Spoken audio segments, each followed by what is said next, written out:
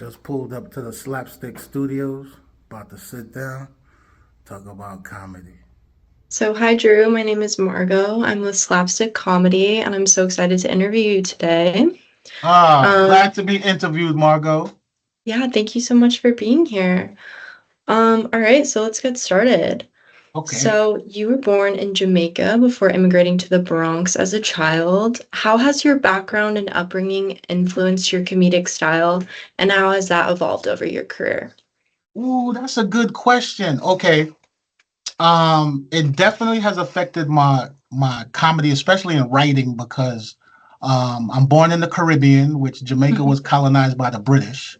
So I grew up with like a early British, thinking, British politics, that type of way. British humor, because TV we only had one channel, so even my early TV experiences was British humor. So that's a lot of satire, dark humor, you know. Mhm. So I was already influenced by that. Then coming to the States, now at a young age, 9, 10 years old, I get exposed to Eddie Murphy and Saturday Night Live. So now I'm seeing comedy on a different level where I'm seeing people making a living at it. So now I'm being influenced by New York at a young age. And then when I got to college age, I went off to live in the South. So I'm very well rounded. You're talking Great. Caribbean, North, the South. That's a wide perspective on how you see things. When a lot of people only come from Yeah. one place, they only talk about the Midwest or Hmm. New York or the South because that's all they know, or LA, that's all they know is California. But Totally. and I've That's so been, interesting. yeah. So, can you remember the first joke you ever told on stage? And if you can, how did it go and what did it teach you? Yes, I did this talent show at the college in Atlanta, Clark, Atlanta. I think it was their homecoming, and they had a talent show. And one of my very first jokes was about Jesus and the Bible and how um that people used to always say that, oh, the Bible took place in the Middle East and Jesus was black because of his hair. The Bible says his hair was woolly like lamb. And my joke was, I don't believe that because there's no way a black guy would go out of town and come back and then his girlfriend would say she got pregnant by somebody else and he would be okay with it. And I'm like, I don't believe that Joseph isn't black. That was my very first joke, something along those lines. That's And I amazing. said that they didn't have no black carpenters back then. So, what is your process for writing new material? Do you have a set routine or is it kind of spontaneous? It's very spontaneous because I'm observational. I was a quiet kid. I'm the oldest of three, and I Mhm. grew up in a time of kids aren't heard. They're seen, they're not heard. If we want to hear from, we will ask you a question. So, but I'm very observant. Being the oldest child, I pay attention to everything. Pay attention to adults in the room when I was young, listening to their mannerisms. I'm good at impersonations. So it's a skill that really helped with going into stand up, just observing things. I observe things, life, things that people do, human behavior, things we do all the same. I more look at that. I focus on A lot of people focus on men do this, women do this, black people do this, white people do this. There are some things that are like that, but at the end of the day, we're all human. So you can say all men do this or all women do this, but not white women can't cook, black women can cook. Well, tell me something that all women do before you Right, tell me what it is that this side does or that side do. Do all women right. complain? Let's keep it like that, and then keep it. Now we can encompass everybody. Absolutely. So, what has your most memorable performance been, and how much does a venue affect how a performance goes? Oh, venue effects. If the venue is too big, sometimes the comic isn't ready for that type of venue. Mm-hmm. Space, if it's a high ceiling, the lower the ceiling, the laughs come right back down. That's why comedy clubs in New York are dark and have low ceilings and they seat the people close because comedy is contagious. If this lady's laughing, then this one will laugh. Or people won't laugh with the light on because their laugh is personal to them. Some people snort, they think they laugh. People are embarrassed by their laugh. No, I don't want to hear you Mm. to hear me laugh. I'm embarrassed by my laugh. But if it's dark and I can't see you, then they'll be comfortable laughing. Now you Right. change the venue, and the venue, I don't like outdoors. Comedy is Mm. not for outdoors, so I don't like outdoor venues. I don't need nothing flying in my mouth while I'm telling Mm-hmm. jokes and bugs and stuff like that. And I don't mind arenas. You know, if there's a lot of people, the sound travels well. It goes and comes Mhm. back, and theaters are nice too. But the venue does change. Like if the venue location, lighting, how it's set up, all of those things can affect the show. The way the seating, I don't like banquet, like Mhm. when you do those dinner parties and they have those big round tables, and Mhm. now you have a table of 10, but five of them have their back to you. That's so interesting. What has your most memorable performance been and why? Let me think. There's been so many. It's been 20 years of performances. But I would have to say one that really sticks out is I opened for Rodney Carrington for 3 years on his Laughter's Good tour. And one of the venues we went to was a hockey arena. I've never done an arena before. It was 3,300 people. Wow. And when those laughs come back at you, it goes out like a Mm. roar, like a wave, and then it comes back at you and hits you in your face. Mm. That's amazing. And I've Fox, the Fox Theater in Atlanta. I live in Atlanta, and the Fox Theater is one of our famous, landmarks, and I performed there, and that was awesome. 3,200 people. My parents were in the house. That was a Wow. good night. Yeah, How has the comedy industry changed since you started out, and where do you see it going in the future? the comedy industry has changed so much. When I started out, you were still sending out DVDs of your set for people to view, and you'd call a club, and you're like, "Did you look at my DVD? Oh, I haven't looked at it yet. It's on my desk." Then we went to digital and just passed the clip and streaming on YouTube, and now we got people going viral, and the business has just is changed. People are in more control now. I think they've taken the control away from the gatekeepers, so to speak. Where before Mm. this was the guy or the lady to open this door for me, but now I don't need that because I have a million followers that like people like this thing that I do every week, and Yeah, now they're gonna come to see me at the club anyway, so I don't need this person's permission anymore. So the comedy has really changed where if you're good at technology and you know how to manipulate the stuff that's at your fingertips now, you can really make a lot of money and be famous in no time. totally. Yeah, that kind of leads us to my next question.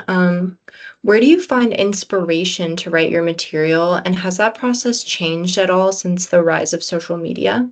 No, my process is people watching. I like the people watch. So whether it's the mall, the airport, just in life, I just Hmm. watch all the time. Just look what that guy did. Look what that kid just did. Where did they learn that? And just people are really stupid. Just watch them in airports and places, man. You'd be like, what is this guy doing? They just lose their mind. And that's my process. I'll take that, something I see, and then you just take it further. It's the what Hmm. if, what else process in writing. What if? Oh, okay.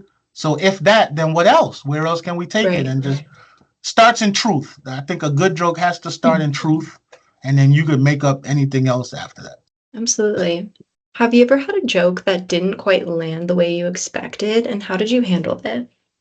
Yeah, sometimes you just don't know. It depends on where you are. Jokes could be regional. You have a joke that works in the north, it worked in the south, it worked in the Midwest. Now you're here in the Northwest and it doesn't work up there because it could be Mm-hmm. cultural thing, it could be, but when it happens, you just have to move on. You can't dwell on that one joke that didn't work. The audience might not even have picked up that it's a good joke and it didn't work. And then later Right. on, you process it. Go, maybe I set up the joke wrong. You have to first be able to be honest with yourself. Like, is it my fault that the joke didn't work tonight? Maybe I didn't sell it Mm. well. I didn't bring the crowd along. The story. I left out a part. And then if I process that part and go, okay, it wasn't me. I've told this joke 1,000 times, so I know the joke works. Then I have to look at Mm. other factors. Okay, that joke wasn't for this crowd. Maybe they were too young, or Mm. things like that. It's a lot of other factors, but you can't let that get you down because you got, Mm. depending on when that joke lands. Say that joke is 10 minutes into your set. You still have 35 more minutes to go. Am I going to dwell on this joke, or whether it came at the 30-minute mark or the 40-minute mark? It doesn't matter. You just have to. And some jokes are like that. You have a joke, kills in Washington, never works in Ohio. Mm.